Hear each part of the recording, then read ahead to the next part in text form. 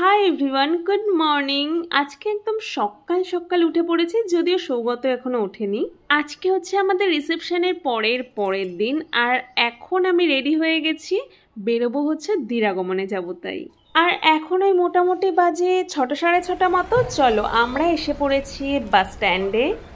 আর এটা হচ্ছে Baharampur bus terminus, নাম দেখো ওই যে লেখা রয়েছে মোহনা বাস টার্মিনাস। আর তারপর চলো, সৌগত চলে গেছে টিকিট কাটতে। আর আমাদের দেখো দুটো বড় বড় ট্রলি হয়েছে। এই বড় বড় ট্রলি নিয়ে এখন যে বাসে কী করে উঠবো ভগবান জানে। যদিও এগুলো হচ্ছে লং ডিস্টেন্সের বাস, তাই জন্য এখানে ওই ডেকের মধ্যে তুলে রাখা। দেখো আমাদের 390 টাকা হচ্ছে টিকিট ফেয়ার। আমার এখনও অবধি ওঠা সব থেকে দামি টিকিট, কারণ আমি এখনও অবধি যখনই উঠেছি সব ট্রেনে গেছি বেশি। আর আমরা জানো একটা কি ঘটে গেছে, আমরা একটা বাসে উঠে বসেছিলাম, তারপর শুনি যে ওই বাসটা যাবে না। আর ওর মুখটা দেখো, কারণ আমাদের আবার সব লাগেজ টাগেজ উঠিয়ে অন্য একটা বাসে যেতে হয়েছে।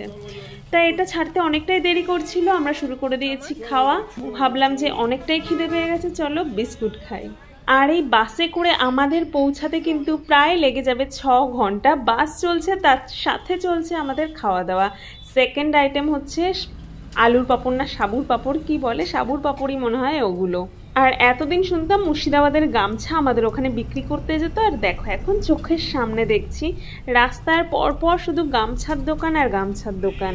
এই করতে করতে কিন্তু মোটামুটি এখন বেজে গেছে 12টা। আবার আমাদের চোখের সামনে চলে এসছে ঝালমুড়ি, তাই ঝালমুড়ি খেয়ে দাঁড়ালাম কিছুক্ষণ পর পান্থতীর্থ। কৃষ্ণনগরের পান্থতীর্থর নাম কিন্তু আমি সেই ছোট্টবেলা থেকে শুনেছি, কিন্তু এই ফার্স্ট টাইম এলাম। আর কত বড় জায়গাটা। আমরা ওখান থেকে খেলাম রুটি আর তড়কা, তারপর আবার গিয়ে সোজা বাস থামলো বারাসাতে। আর আমরা এখন দেখো বারাসাত থেকে কিছু টুকটাক মিষ্টি নিচ্ছি বাড়ির জন্য। ফার্স্ট টাইম জামাই শ্বশুরবাড়ি যাচ্ছে বলে কথা, মিষ্টি তো মাস্ট। আর ওখানে দেখো বাপি আর নাজিমদা আমাদের ট্রলি নিয়ে আগে আগে যাচ্ছে, বাপি আমাদেরকে আনতে এসেছিল। আর আমার ফার্স্ট টাইমের লুকটা দেখো, আর এখনকার লুকসটা দেখো। বাসটা ছিল লেট, আর আমাদের 6 ঘন্টার জায়গায় লেগেছে 7 ঘন্টা, মানে বিধ্বস্ত অবস্থা। আমার এতটা ডিস্টেন্সের কারণে কিন্তু আমি আর বিয়ের শাড়িটা পরে দিরাগমনে যাইনি।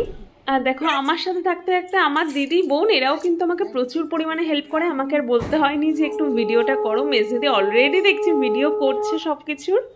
দেখো পৌঁছে গেছি আমরা বাড়ি। আর এই জায়গাটাকে কি চিনতে পারছো? এখানেই কিন্তু বিয়ে হয়েছিল আমাদের, এখানেই আমাদের ছাজনাতলাটা হয়েছিল।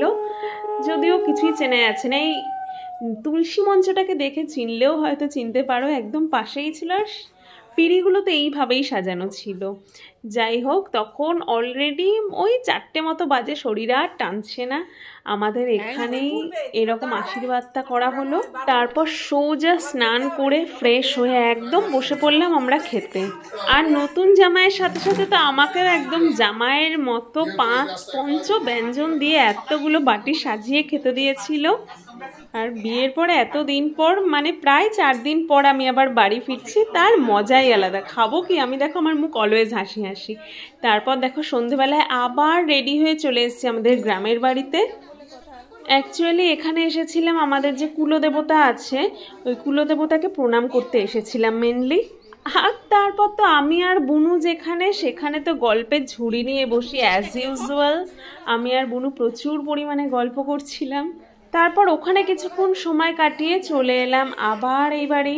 তখন আর শরীর আর টানছে না, মনে হচ্ছে কখন আমি একটু ঘুমাবো। যাই হোক, সেদিনের মতো তো এখানেই খাওয়া দাওয়া করে, রাতের খাওয়া দাওয়া করে কোনো রকমে একেবারে ঘুম। চলো আজকের ভিডিওটা এই অবধি, দেখা হচ্ছে আবার খুব শীঘ্রই।